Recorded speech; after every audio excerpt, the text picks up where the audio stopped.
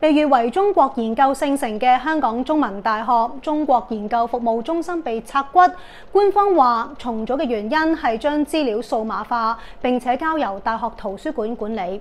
真係咁簡單？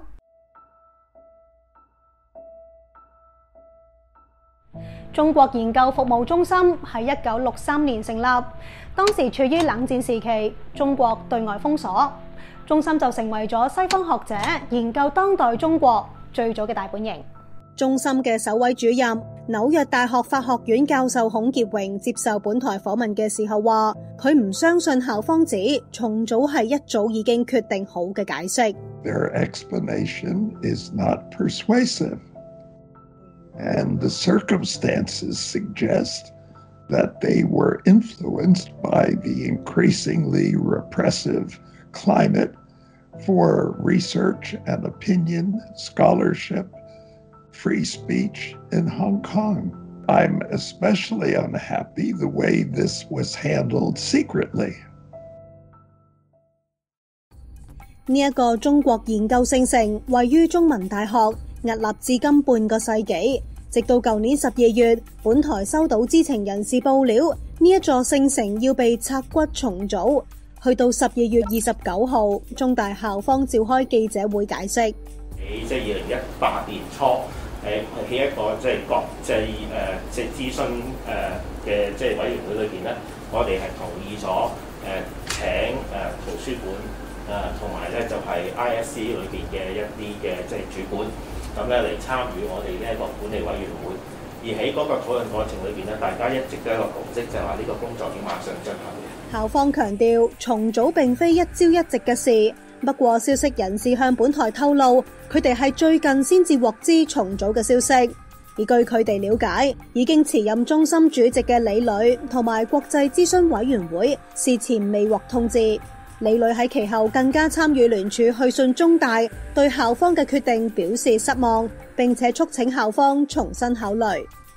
曾經透過中國研究服務中心出版《中國當代政治史數據庫》嘅加州教授宋永毅，亦都寫咗3封求情信，但係校方一直置之不理。重組呢是一個借口，實際上骨子裡就是解散。我得到一個和香港中聯辦關係非常熟悉的人告訴我說，他們要關掉香港中文大學這個中國研究中心了。香港中文大學這個中國研究中心啊，它最主要是起一個橋梁作用，它就把我們這樣的美國學者和中國大陸的學者牽橋搭線連在一起了。中心嘅其中一個特色就係收藏咗大量中共嘅禁片。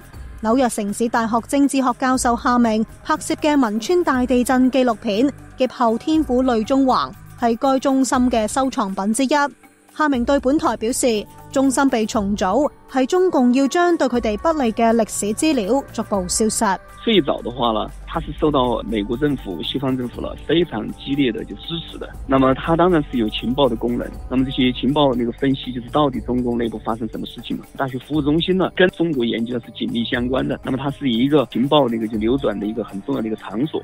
現居加州嘅中國問題專家程翔今年年初撰文慨嘆，中國研究服務中心背負住美國文化侵略嘅原罪。喺上世紀50至70年代，喺香港從事中共研究嘅人都聚集喺該中心嘅前身，即係大學服務中心，同埋香港大學嘅亞洲研究中心，仲有同美國中情局關係密切嘅友聯研究所。友聯係中情局喺香港設立嘅中共情報收集據點，而大學服務中心就喺上世紀60年代初期得到美國卡內基基金會等等嘅資助而成立，訪問同記錄大陸因為三面紅旗而逃亡到香港嘅大陸人士。孔傑榮向本台回憶起當時成立嘅困難。The British were getting anxious. They figured you must be a CIA agent. So I had to convince them that we were a legitimate academic enterprise. And I think the climax of that effort came at a dinner one night.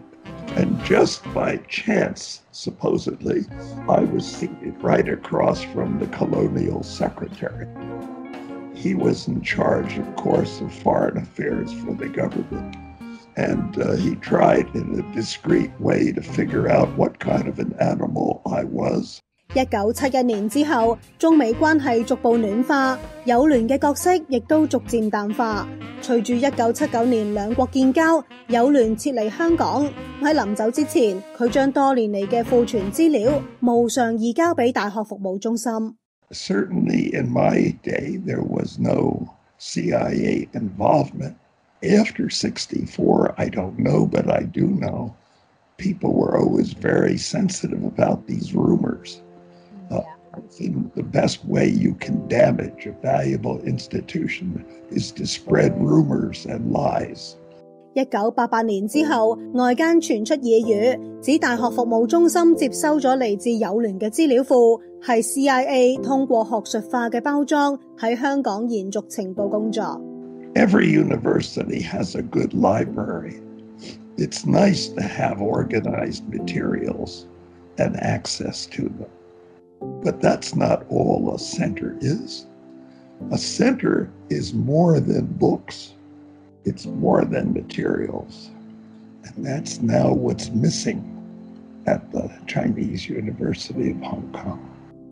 學術無淨土，中大中國研究性成色燈係誰之過？